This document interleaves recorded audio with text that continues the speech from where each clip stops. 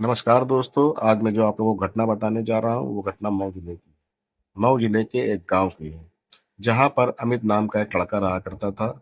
अमित जो कि बहुत ही ज़िम्मेदार लड़का था, 18 वर्ष की उम्र में जब उसके माता-पिता का निधन हो जाता है, तो उसने बखूबी अपनी ज़िम्मेदारी को निभाया।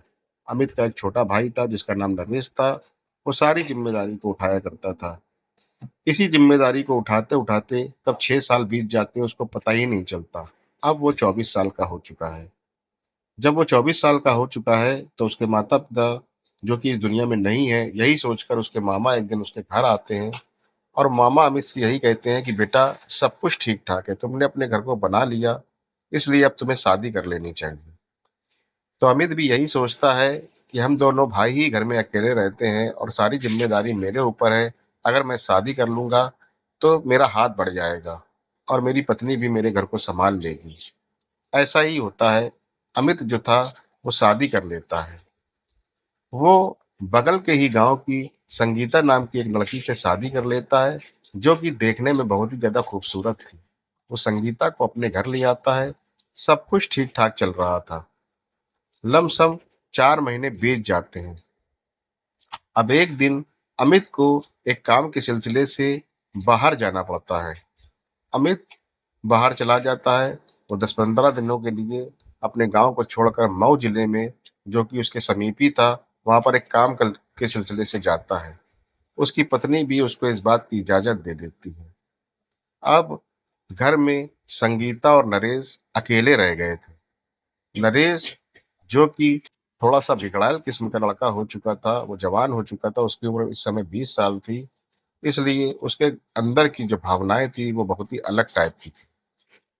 अब एक दिन जब संगीता घर में अकेले सो रही थी, तो नरेश उसको बड़ी ही गलत नज़रों से देख रहा था।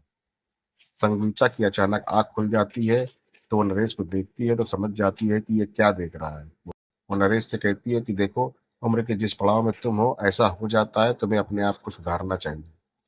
मगर नरेश उसको अपने दिल की बात बताता है, जो कि संगीता उसको तुरंत झटकार देती है। संगीता उससे यही कहती है कि तुम ये किस तरह की बातें कर रहे हो? यही कहती है कि मैं तुम्हारे भाई की पत्नी हूँ, तुम्हें इस तरह की बातें नहीं करनी चाहिए। जो तुम बात सोच रहे हो वो बिल्कुल सरासर गलत है। ये बात बात सुनकर नरेश उस समय तो उसको कुछ नहीं कहता, वो अपने कमरे में सोने चले जाता है। कुछ दिनों बाद अमित वापस घर आ जाता है।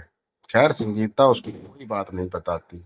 वो ये बात जानती थी कि अगर मैंने इनको कोई बात बताई तो घर का माहौल बिगड़ जाएगा। इसलिए संगीता अमित को कुछ नहीं बताती, सब कुछ ऐसा ही चलता है।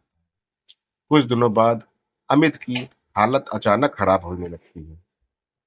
अब संगीता परेशान हो जाती है। वो यही सोचती है कि यही एक ज़िम्मेदार व्यक्ति हैं, यही घर को सँभालते हैं, ऐसे कैसे चलेगा? धीरे-धीरे अमित की हालत बहुत ही ज़्यादा खराब हो जाती है और 2 महीने के अंदर ही उसका निधन हो जाता है। ये बात सोचकर, देखकर संगीता बिल्कुल तिलमिला जाती है। वो यही सोचती है कि अचानक क्या हो गया? अब संगीता के ऊपर पूरी ज़िम्मेदारी आ जाती है घर चलाने की। वो यही सोचती है कि अभी नई-नई मेरी शादी हुई थी और अमित इतना अच्छा आदमी था, उससे मेरी शादी हुई थी, मगर अमित का अचानक चले जाना उसके लिए बहुत ही दुखदाई था। अब घर को चलाना बड़ा ही मुश्किल हो गया था, क्योंकि नरेश जो था वो आवारा किस्म का था, इसलिए घर को चलाना बहुत ही ज़्यादा मुश्किल हो गया था। वो नरेश से कहती कि कुछ काम-काज किया करो, तुम्हारा भाई भी अब नहीं है, तुमको कुछ करना चाहिए इस घर को चलाने के लिए। मगर नरेश कुछ नहीं करता था। संगीता अपने मायके भी नहीं जा सकती थी, क्योंकि इसका मायका उतना सक्षम नहीं था कि जिससे संगीता वहाँ पर रह सके। इसलिए संगीता वहीं अपने ससुराल में रहती है और वहीं पर गुज़र-बसर करके वो नरेश को भी पालती और अपना भी पेट भरा करती थी। मगर नरेश तो किसी और ही ताक में था। वो यही सोचता था कि वो कैसे भी करके संगीता के साथ संबंध बना ले। एक दिन रात को नरेश संगीता के पास जाता है। वो संगीता से कहता है कि अब हम तुम ही अकेले बचे हैं, अब तुम्हारा पति भी नहीं है, क्या तुम्हारा मन कभी वो सब काम करने का नहीं करता? संगीता यही सोचती है ये किस प्रकार का आदमी है, ये किस तरह का आदमी है, न जाने ये क्या-क्या कहता रहता है।